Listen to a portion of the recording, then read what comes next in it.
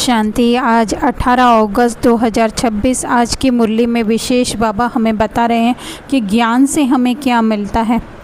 तो ये तो बहुत बड़ा एक टॉपिक है लेकिन सबसे पहले है कि ज्ञान से हमें खुशी मिलती है। फिर जो हम अपने ऊपर लेकर बैठते हैं बोझ कि मैंने ये नहीं किया, मैंने वो क्यों नहीं किया, या मुझे ऐसा करना चाहिए था, मेरे से ये मिस्टेक हो गई। लेकिन जब ड्रामा का ज्ञान मिलता है कि ड्रामा फिक्स है, सब बनाया है, तो बाबा कह रहे हैं उसमें दुख दर्द गम की दुनिया सब भूल जाती है, खुशी में आ जाते हैं। तो सबसे ज़्यादा है कि ज्ञान जो है हमें खुशी देता है। और उसके बाद जो हमें चाहे मन द्वारा, चाहे तन द्वारा या धन द्वारा जो भी पीड़ाएं होती हैं उसको हम खुशी से चुकतो करते हैं, या उससे न्यारे होकर, ट्रस्टी होकर के हम एक साक्षी दृष्टा से उसको चुक्त करते हैं। तो ये बाबा कह रहे हैं कि तुम्हारे इसमें जो है वो खुशी में रोमांच खड़े हो जाने चाहिए।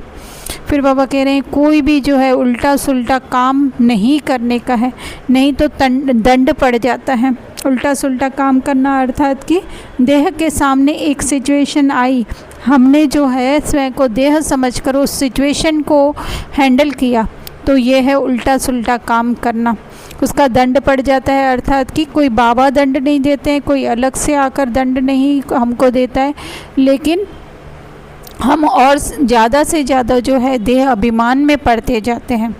फिर बाबा कर्मातीत अवस्था की भी बात कर रहे हैं कि कर्मातीत अवस्था को इस ज्ञान द्वारा ही हम पाते हैं।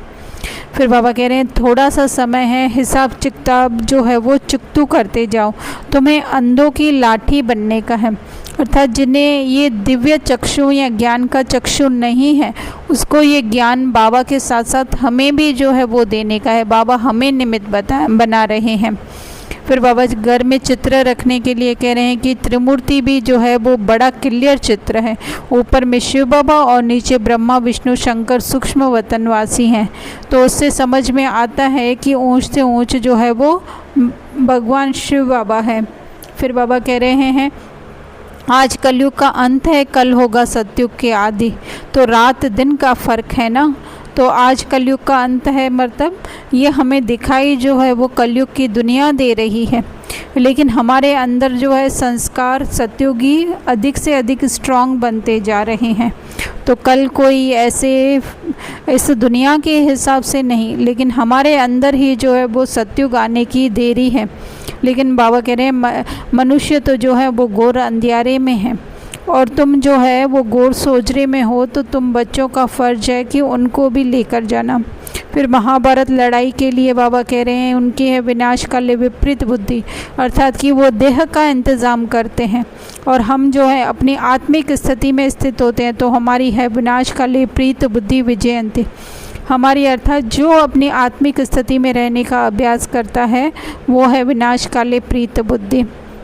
फिर बाबा कह रहे हैं कि तुम्हें वो राजाई देते हैं जो कोई छीन नहीं सकता है, लेकिन रावण की प्रवेशता होती है द्वापर से, तो रावण जो है हमारी राजाई छीन लेता है।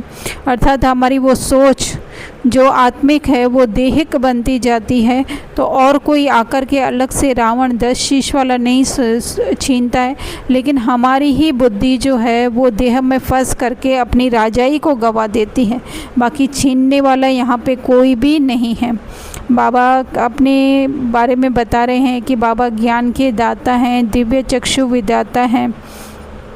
बहुत अच्छा। बाबा आगे कह रहे हैं कोई भी बुरा काम हो जाए तो बताओ, क्योंकि बाबा जानते हैं कईयों से बुरे कर्म होते रहते हैं। तो इसका मतलब ये नहीं कि हम कोई बुरे कर्म कर रहे हैं, है ना। हाँ, हो रहा है स्थूल रीति से, लेकिन वो भी किस लिए हो रहा है? स्वयं को देह के साथ चिपका देने के, अपनी सोच को जो है वो देह के साथ चिपका देना कि ये करने वाला मैं हूँ, मेरे साथ कुछ गलत हो रहा है, मुझे एक्शन लेने का है, मुझे कुछ करने का है, तो ये है बुरे कर्म। तो बाबा कह रहे हैं बाबा को बता देने का है ना। नहीं तो माया चमाट मारती है, अर्थात तो और ज़्यादा से ज़्यादा जो है वो देहबान में आकर के हम ऐसे आत्मिक स्मृति से विरुद्ध काम करने लगते हैं। तो वो है माया की चमाट, अर्थात दुख दर्द पीड़ाओं की अनुभूति होना। तो बाबा कहते हैं बहुत हैं जो छिपाते रहते हैं तो इसके लिए बाबा कह रहे हैं कि बता दो, भूल होती है तो फ़ौरन बतलाने से जो है आगे के लिए युक्ति मिलेगी। अर्थात अपनी उस देह की स्मृति को छोड़ा, आत्मिक स्मृति में टिके, बाबा को बताया तो हमारी क्या हुई, आत्मिक स्मृति मजबूत हुई, जिससे कि दैहिक स्मृति कमज़ोर होते होते जो है हम वो बाबा की स्थिति तक पहुंच सकेंगे। आगे बाबा जो है वो भक्ति मार्ग के मंदिरों की मूर्तियों की पूजा के ऊपर कह रहे हैं। बाबा को कोई विरोध नहीं है कि ऐसा क्यों, लेकिन वो सोच हमारी होनी चाहिए कि हम क्यों ऐसा कर रहे हैं करके, है ना, कि पहले उत्पत्ति करते हैं, पालना करते हैं, फिर विनाश करते हैं, 9 रोज़ के अंदर डुबो देते हैं। कितना उनसे बहुत प्रेम होता है और नवरात्रि कलकत्ते में बहुत मनाते हैं। इन सब बातों पर अभी वंडर लगता है ना, जैसे जैसे ज्ञान मिलता जाता है उनको इन बातों पर वंडर लगता है कि ये क्या कर रहे हैं।